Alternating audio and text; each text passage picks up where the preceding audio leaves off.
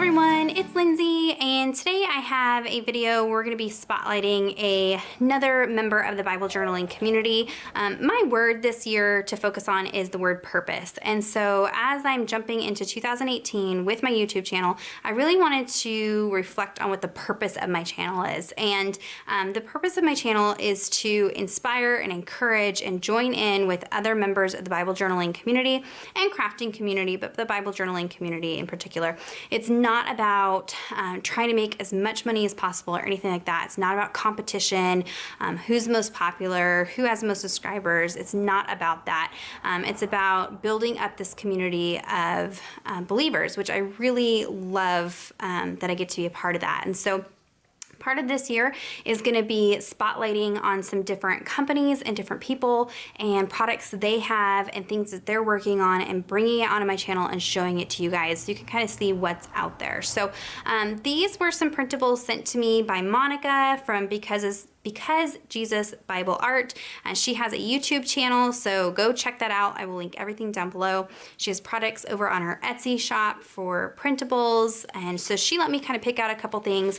This one I'm going to be using in this video is the Standing in Awe printable. It comes with 2 sheets, and the great thing is you can kind of resize these how you want. You could print them and trace them. You could print them on cardstock and color them in like a color book and then adhere them into your Bible.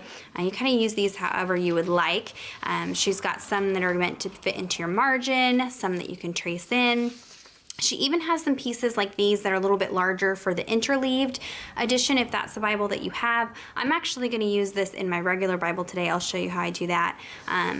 So she's got some great things over there. It does also give you some inspiration on where to use it. So this one's for Psalm 65. And so you kind of know where to take it into your Bible. This is great if you're not feeling like you're an artist yourself or you're not quite sure where you want a Bible journal. These are great jumping off points for that. So she didn't pay me to do this video. She did send me the products to show you guys. I don't get any kind of commission or anything like that. I just want to share it with you, and I want to kind of encourage you guys to go support her over there. So we're going to dive into the process, and I'll show you how I use these products in my video. Okay, so first off, I want to apologize. We have a huge storm, so I don't know how much you're going to be able to hear in my voiceover, but I'm jumping in and cutting down this printable here just so it's a little bit easier to work with in my Bible. I did print these off on just regular copy paper, but you could print them off on cardstock. That way they're a little more sturdy and you wouldn't have to keep reprinting them. But here you can see kind of staging where I want things, and like I said, these particular images were kind of sized for the interleaved edition Bible, which has a full blank page, but I'm going to use it here in my crossway single column Bible. So to get these images on the Bible page, I'm taking some graphite paper. It has a shiny side and a matte side, and so you want to put the shiny side against the page. That's the side that has the graphite on it. And so I'm going to kind of create a little sandwich here. So I'm going to use some washi just to hold down the printable. That way it doesn't move around while I'm working with it. And then I'll sandwich that graphite paper between the printable and my Bible page.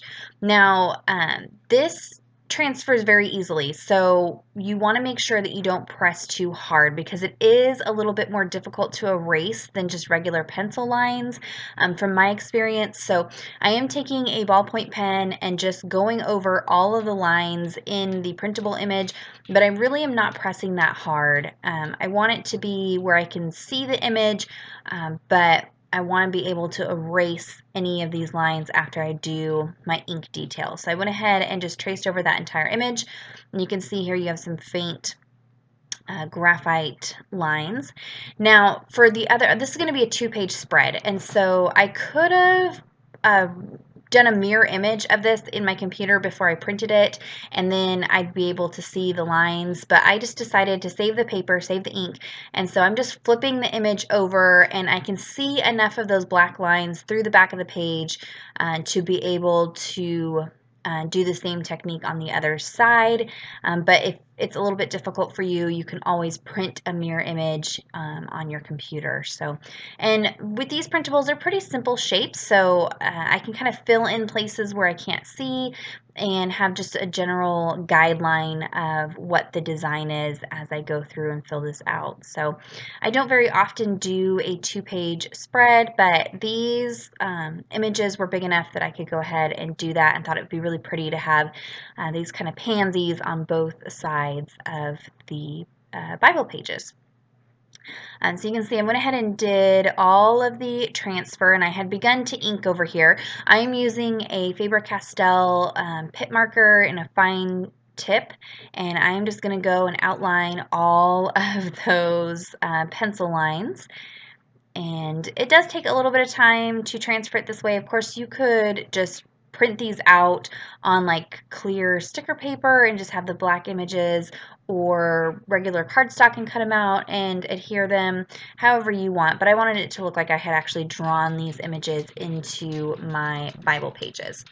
So I'm just taking an eraser and erasing some of the pencil lines. Like I said, this graphite's really hard to erase off Bible pages, so I just left a lot of it, and it'll get covered up with the paint that I'm going to use, so I wasn't too worried about it, but just anywhere where it was very obvious that I missed my tracing lines, I wanted to erase those. So I did go ahead and insert a piece of paper towel behind my page, and then I'm going to go in and paint these images in using my Prima marketing watercolors. I have a couple different palettes here all in this tin together, and I'm just going to go in and fill this in. And I'm not filling it in, perfectly. I want a loose watercolor look, so I'm just going to kind of slap some color in there. So I'm working again in Psalm 65. I'm going to go ahead and read the whole thing to you here, and I am reading from the NIV version I have in front of me. It says, "Praise awaits you, our God in Zion. To you our vows will be fulfilled. You who answer prayer, to you all people will come. When we were overwhelmed by sins, you forgave our transgressions. Blessed are those you choose and bring near to live in your courts. We are filled with the good things of your house, of your holy temple. You answer us with awesome and righteous deeds. God our Savior, the hope of all the ends of the earth and of the farthest seas, who formed the mountains by your power, having armed yourself with strength, who stilled the roaring of the seas, the roaring of their waves, and the turmoil of the nations. The whole earth is filled with awe at your wonders. Where morning dawns, where evening fades, you call forth songs of joy. You care for the land and water it. You enrich it abundantly. The streams of God are filled with water to provide the people with grain, for so you have ordained it. You drench its furrows and level its ridges. You soften it with showers and bless its crops. You crown the year with your bounty, and your carts overflow with abundance. The grasslands of the wilderness overflow. The hills are clothed with gladness. The meadows are covered with flocks, and the valleys are mantled with grain. They shout for joy and sing." And so this psalm was actually written as a psalm of thanksgiving after a period of a long drought, and so it was kind of sung as a song of thankfulness when that drought was broke.